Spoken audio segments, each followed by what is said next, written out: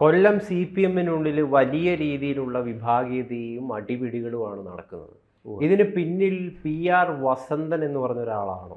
ആരാണ് ഈ PR Vasanthan? PR Vasanthan ഒരു സംസ്ഥാന കമ്മിറ്റിയിലേക്ക് വരുന്നൊരു നേതാവാണ് CPM-ൻ്റെ. കരുനാഗപ്പള്ളിയിൽ നിന്നുള്ള ആളാണ്.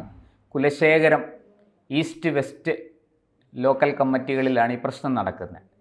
അപ്പോൾ ഇപ്പോൾ ഈ കരുനാഗപ്പള്ളി ഏരിയ കമ്മിറ്റിക്ക് കീഴിലാണ് ഇതൊക്കെ വരുന്നത്. അവിടെ ഈ PR വസന്തൻ എന്ന് പറയുന്ന CPM നേതാവിനെതിരെ ഈ രൂക്ഷമായ ആക്ഷേപങ്ങളും ആരോപണങ്ങളും ഉയരാൻ കാരണം ശൂരനാട് എന്നൊരു പ്രദേശമുണ്ട് അവിടെ. ഈ ശാസ്താംകോട്ടയ്ക്ക് അടുത്തുള്ള ഒരു സ്ഥലമാണ് ശൂരനാട്. ഈ ശൂരനാട് ഒരാൾ പുതുതായിട്ടൊരു 3 സ്റ്റാർ ബാർ തുടങ്ങി. അദ്ദേഹം ഈ വസന്തൻ്റെ ബിനാമിയാണെന്നാണ് പാർട്ടിക്ക് ഉള്ളിൽ നിന്നുയരുന്ന ആക്ഷേപവും ആരോപണവും. സഖാവിന്റെ ബിനാമിയാണ് ഈ ബാർ തുടങ്ങിയിരിക്കുന്നതെന്ന് പറഞ്ഞാണ് പ്രശ്നം അവിടെ ആരംഭിച്ചത്. സ്റ്റാർ ഹോട്ടലാണ്. ഇപ്പൊ 3 സ്റ്റാർ ഹോട്ടലുകൾക്കല്ലേ ബാർ കൊടുക്കുള്ളൂ. അപ്പോൾ ഇത് ഈ വലിയ തോതിൽ ഈ PR വസന്തൻ, സൂസൻ കോടി എന്ന 2 നേതാക്കൾ തമ്മിലാണ് ഈ വിഷയം.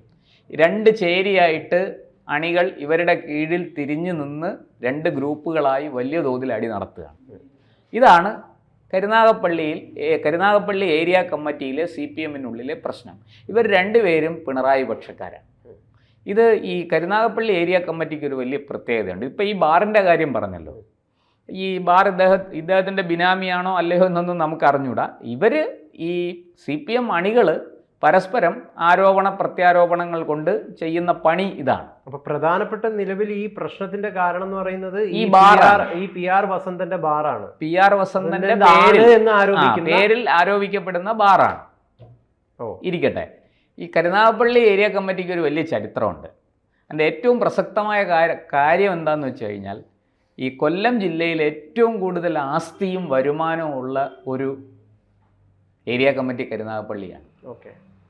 ഒരു പക്ഷേ കൊല്ലം ജില്ലാ കമ്മിറ്റിക്ക് തന്നെ ഏറ്റവും കൂടുതൽ പണം സംഭാവന ചെയ്യുന്ന, ഏറ്റവും കൂടുതൽ ലെവിയായിട്ടും മറ്റു തരത്തിലുമൊക്കെ പിരിവ് കൊടുക്കുന്ന കീഴ്ഘടകം ഒരു ഏരിയ കമ്മിറ്റി കരുനാഗപ്പള്ളി ഏരിയ കമ്മിറ്റിയാണ്. അതിന് കാരണമുണ്ട്. വലിയ ആസ്തിയുള്ളൊരു ഏരിയ കമ്മിറ്റിയാണ്. ഒരു ഹയർ സെക്കൻഡറി സ്കൂളുണ്ട്, ഹൈസ്കൂളുണ്ട്, നിരവധി സഹകരണ സംഘങ്ങളുണ്ട്, പോരാഞ്ഞിട്ട് ഒരു ലേബർ കോപ്പറേറ്റീവ് സൊസൈറ്റി ഉണ്ട്. ഇങ്ങനെ എമ്പാട് സ്ഥാപനങ്ങൾ CPM-ൻ്റെ കയ്യിലിരിക്കുന്നുണ്ട് അവിടെ. അപ്പോൾ ഈ സ്ഥാപനങ്ങളിൽ നിന്നെല്ലാം വലിയ തോതിൽ വരുമാനം കിട്ടും. പോരാഞ്ഞിട്ട് ഇപ്പോൾ പുതിയൊരു സംഭവം അവിടെ ഉണ്ടായത്, ഈ ദേശീയപാതയ്ക്ക് വേണ്ടി അവിടെ ഭൂമി എടുത്തു. അപ്പോൾ ഈ സ്കൂളിൻ്റെയൊക്കെ ഭൂമി കുറച്ച് പോയിട്ടുണ്ട്. ഒരു വലിയ ഇതൊന്നും പോയിട്ടില്ല, എന്നാലും കുറച്ച് ഭൂമി എടുക്കേണ്ടി വന്നപ്പോൾ വലിയൊരു തുകയാണ് ഇവർക്ക് കിട്ടിയത്. ലക്ഷങ്ങളല്ല, കോടികളാണ് കിട്ടിയത്. അതായത് മുമ്പും CPM-ന് ഈ കരുനാഗപ്പള്ളിയിലെ ഈ ആസ്തിയെക്കുറിച്ച് ഞാൻ പറഞ്ഞല്ലോ. ഇത് കൂടാതെ കരുനാഗപ്പള്ളിയിൽ മറ്റൊരു പ്രത്യേകത കൂടിയുണ്ട്. കൊല്ലം ടൗണിൽ, നമ്മൾ കൊല്ലം നഗരത്തിൽ 1 സെൻറ്റ് വസ്തുവിന് എന്താണോ വില, അതിൻ്റെ ഇരട്ടി വില കിട്ടും കരുനാഗപ്പള്ളിയിൽ 1 സെൻറ്റ് വസ്തുവിന്. ഇതാണ് കൊല്ലത്തെ പ്രത്യേകത. അപ്പോൾ കരുനാഗപ്പള്ളി എന്ന് പറയുന്നത് വലിയ തോതിൽ ഈ കരുനാഗപ്പള്ളി, അതേ ചവറയും അതെ. ഈ ചവറ മണ്ഡലത്തിനും ഇതുപോലൊരു ഗുണമുണ്ട്. കാരണം ചവറയിലാണ് KMML സ്ഥിതി ചെയ്യുന്നത്. അപ്പം അതുകൊണ്ട് തന്നെ CPM-ആണ് KMML ഭരിക്കുന്നത്. ഇപ്പോൾ കഴിഞ്ഞ 10 ഏതാണ്ട് ഇത് 2ാം ടേമാണല്ലോ. വ്യവസായ വകുപ്പ് ഇരിക്കുന്നത് CPM-ൻ്റെയിലാണ്. UDF ഭരിക്കുമ്പോൾ വ്യവസായ വകുപ്പ് ലീഗിൻ്റെയിലാണ്. അപ്പം ഒന്നുകിൽ മുസ്ലിം ലീഗ് ഭരിക്കും, അല്ലെങ്കിൽ CPM ഭരിക്കും. വേറൊരു പാർട്ടിക്ക് അവിടെ യാതൊരു പ്രസക്തിയില്ല. ഇതാണ് അവസ്ഥ. അപ്പോൾ ചവറയിലും ഇതുപോലെ വലിയ തോതിൽ വരുമാനം വരുന്നൊരു സ്ഥലമാണ്. ഇവിടെയൊക്കെ ആക്ഷേപം എന്താണെന്ന് വെച്ചാൽ, ഇവർ പണം വാങ്ങിയ ആളെ അവിടെ ജോലിക്ക് കയറ്റുന്നു, CPM-കാരും അത് ചെയ്യും, ലീഗും അത് ചെയ്യും എന്നൊക്കെയാണ് പുറമേ പറഞ്ഞു കേൾക്കുന്നത്. എന്തായാലും അതിനൊന്നും ഇതുവരെ അങ്ങനെ പരാതിയോ കാര്യങ്ങളോ വന്ന് അന്വേഷണമോ മറ്റോ ഒന്നും വന്നിട്ടില്ല. പിന്നെ ഈ പറഞ്ഞതുപോലെ ഈ സ്കൂളിലേക്കും മറ്റുമൊക്കെ ആളെ ജോലിക്ക് എടുക്കുമ്പോൾ, അധ്യാപകരെ എടുക്കുമ്പോഴും ഒക്കെ തലവരി പണം വാങ്ങുന്നതായിട്ടൊക്കെ പറഞ്ഞു കേൾക്കുന്നു. ഇതിപ്പോൾ ഈ ജില്ലാ കമ്മിറ്റി പിരിച്ചുവിട്ടല്ലോ. ജില്ലാ കമ്മിറ്റി പിരിച്ചുവിട്ടില്ല, കരുനാഗപ്പള്ളി ഏരിയ കമ്മിറ്റിയെ പിരിച്ചുവിട്ടു. ഇത് ഇനി സംസ്ഥാന സമ്മേളനം കഴിഞ്ഞ് ഇപ്പോൾ ഒരു അഡ്ഹോക് കമ്മിറ്റി വെച്ചിട്ടുണ്ട്. സംസ്ഥാന സമ്മേളനം കഴിഞ്ഞിട്ട് അവിടെ പുതിയ കമ്മിറ്റി നിലവിൽ വരും എന്നാണ്. അതായത് MV ഗോവിന്ദൻ അവിടെ ചെല്ലുകയും കാര്യങ്ങളെല്ലാം ഇടപെട്ട് എല്ലാവരെയും ഒതുക്കുകയും ഈ 2 കൂട്ടരെയും സ്ഥാനത്തുനിന്ന് മാറ്റി നിർത്തുകയും ചെയ്തു. ഈ ശ്രദ്ധിക്കേണ്ട കാര്യം, അഡ്ഹോക് കമ്മിറ്റിയിൽ PR വസന്തനോ ഈ സൂസൻ കോടിക്കോ 2 പേർക്കും പ്രാതിനിധ്യം കിട്ടിയില്ല, രണ്ടുപേരുടെ ആൾക്കാരെ ഉൾപ്പെടുത്തിയിട്ടില്ല എന്നുള്ളതാണ്. ഇത് ഇനി മറ്റൊരു കാര്യം, നമ്മളിപ്പോൾ ഈ പറഞ്ഞു വന്ന ഇതിൽ ഈ പറഞ്ഞതുപോലെ ഈ സ്കൂളിലും അതുപോലെ സഹകരണ സംഘത്തിലും ഒക്കെ ജോലി കൊടുക്കുന്നതിന് വലിയ തോതിൽ പാർട്ടി ലെവി മറ്റിതൊക്കെ വാങ്ങുന്നുണ്ട്. കണക്കിലൊക്കെ ചെറിയ തുകയൊക്കെ കാണിക്കുകയുള്ളൂ, പക്ഷെ അല്ലാതെ വലിയ തുക വാങ്ങും എന്നാണ് പറയുന്നത്. ഇവിടെ ഈ കരുനാഗപ്പള്ളി ഏരിയ കമ്മിറ്റിയിൽ ഓരോ ഏരിയ അംഗത്തിനും വേണമെങ്കിൽ ഒരു ഇന്നോവ കാറ് വാങ്ങി കൊടുക്കാനുള്ള അത്രയും ആസ്തി അവിടെ ഉണ്ടെന്നാണ് പറയുന്നത്. അപ്പോൾ നമ്മൾ തന്നെ ഒന്ന് ആലോചിച്ച് നോക്കൂ, ഈ ഇത്രയും പണം കൈവശമുള്ള ഒരു ഏരിയ കമ്മിറ്റിയുടെ അധികാരം പിടിക്കാൻ വേണ്ടിയിട്ട് തീർച്ചയായിട്ടും അവിടെ അടി നടക്കുമോ ഇല്ലയോ? അതായത് എനിക്ക് എന്നുള്ള ചിന്തയിൽ, കാരണം ഇത്രയും ആസ്തി ഉണ്ട്, വരുമാനമുണ്ട്, അപ്പോൾ അത് നിയന്ത്രിക്കുക, അത് കൈകാര്യം ചെയ്യുക എന്ന് പറയുന്നത് ചെറിയ കാര്യമല്ല. വലിയ തോതിൽ സ്വന്തമായിട്ട് പണം ഉണ്ടാക്കാനുള്ളൊരു മാർഗം കൂടി അതിനകത്തുണ്ട്. അപ്പോൾ അത് പിടിച്ചെടുക്കാൻ വലിയ അടി നടക്കും, വേണേൽ കൊലപാതകം വരെ ചെയ്യും. ഇപ്പോൾ ഈ ഏരിയ കമ്മിറ്റി പിരിച്ചുവിട്ടതിന് പിന്നാലെ വലിയ രീതിയിലുള്ള പ്രതികരണമായിട്ട് ചില വിമതര് രംഗത്തെത്തി. അവർ പറയുന്നത് എന്താണെന്ന് വെച്ച് കഴിഞ്ഞാൽ കഴിഞ്ഞ കുറേ വർഷങ്ങളായിട്ട് നിരവധി തവണയായിട്ട് പരാതി നൽകുന്നതാണ് നേതൃത്വത്തിന്, പക്ഷേ കാര്യമായിട്ടുള്ള നടപടികളൊന്നും അല്ല. ശരിയാണ്, 2002 അതായത് ഇന്നേക്ക് 22 വർഷം മുമ്പ് അവിടെ വലിയ വിഷയം നടന്നതാണ്. അന്ന് പരമേശ്വരൻ പോറ്റി, അദ്ദേഹം പരമേശ്വരൻ പോറ്റി, രൂക്ഷമായ വിഭാഗീയതയെ തുടർന്ന് അദ്ദേഹം ഈ അന്നത്തെ LC സെക്രട്ടറി അടക്കം, ഇദ്ദേഹം ഏരിയ കമ്മിറ്റിയിലായിരുന്നു, ഏരിയ കമ്മിറ്റി LC സെക്രട്ടറിമാരടക്കം കൂട്ടത്തോടെ പാർട്ടി വിട്ടു. എന്നിട്ട് അവർ ആദ്യം ഒരു സ്വതന്ത്ര ഫോറം ഉണ്ടാക്കി, പാർട്ടിക്കെതിരെ വലിയ നീക്കങ്ങളൊക്കെ നടന്നു. പിന്നീട് അത് വിട്ടിട്ട് അവർ VB ചെറിയാൻ്റെ പാർട്ടിക്കൊപ്പം, മറ്റേ 4-ാം ലോക സിദ്ധാന്തമൊക്കെ പറഞ്ഞല്ലോ, അദ്ദേഹത്തിനോടൊപ്പം പോയി. അന്ന് ഈ PR വസന്തനും സൂസൻ ഗോഡിയും ഒരുമിച്ച് നിന്ന് പരമേശ്വരൻ പോറ്റിയെ എതിർക്കുകയും പാർട്ടിയെ അവിടെ പിടിച്ചു നിർത്തുകയും ചെയ്ത ആൾക്കാരാണ്. പക്ഷേ ഇന്ന് അവർ തമ്മിലാണ് ഏറ്റവും രൂക്ഷമായ പോര് നടക്കുന്നത്. ഇത് ഈ 22 വർഷം മുമ്പ് നടന്നതിൻ്റെ ആവർത്തനമാണ് ഇപ്പോൾ നടക്കുന്നത് എന്നും പറയപ്പെടുന്നുണ്ട്. ഇപ്പോൾ ഗൗതം പറഞ്ഞതുപോലെ ഇവർ രണ്ടുപേരും തമ്മിൽ തെറ്റിയിട്ട് ഒരുപാട് നാളായി. ഇവർക്കെതിരെ PR വസന്തനെതിരെ ലൈംഗിക ആരോപണങ്ങൾ വരെ ഉയർന്നിട്ടുണ്ട്.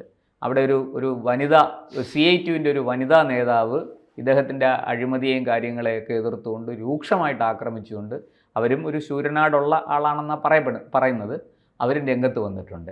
ഇതെല്ലാം ഈ ബാറിൻ്റെ പ്രശ്നത്തിൽ തുടങ്ങിയതാണ്.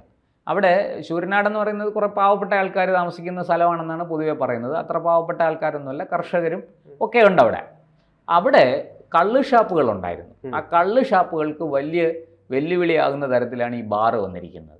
കാരണം ബാറുണ്ടെങ്കിൽ ആൾക്കാർ ബാറിൽ പോയല്ലേ കുടിക്കുകയുള്ളൂ.